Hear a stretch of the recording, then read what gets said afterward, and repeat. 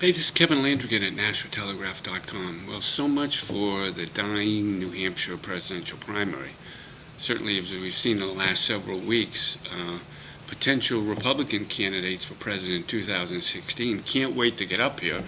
And by the way, are also doing all that they can to financially try and help the New Hampshire Republican Party, which, as we all know, is in bad economic shape. I mean, Chairman Jennifer Schwarn of Nashua, when she took over, that was one of the biggest charges to her, to try and create more of a financial donor base for this party, to compete with Democrats. Now, the New Hampshire Democrats, frankly, have always had the support of their national party financially, whether it's the Democratic Governors Association or the Democratic National Committee.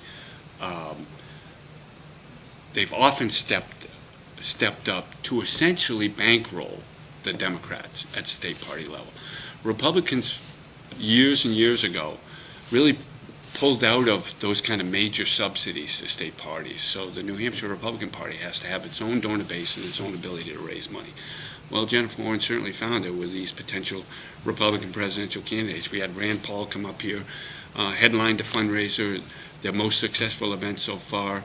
He himself and his PAC donated $5,000 to it. And last week we see Senator Kelly Ayotte, who's going to be hosting a fundraiser with three potential 2016 candidates down in Washington to benefit the party, starting at $500 a ticket. That would be Rand Paul, Marco Rubio, and former South Dakota Senator John Thune, along with a number of prominent Republicans, some of which have presidential ambitions, some do not.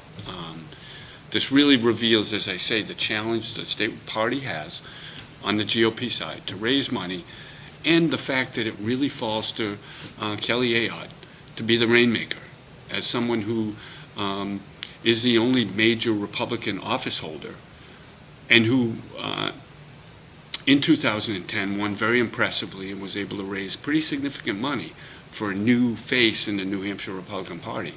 She's got to help resurrect financially this party, and she's setting about doing it. And fortunately for her, she's got pretty much a wide open Republican presidential primary in 2016. So a lot of potential candidates more than happy to not only make trips here, but also to try and help raise money for her. It's going to be critical for this New Hampshire Republican Party, if it is to recover from the 2012 debacle election, to have a financial base going forward. We'll see in a number of months, certainly, how that's going. It got off to a slow start with a new chairman, Jennifer Warren, but as we've seen the last week or two, picking up some speed.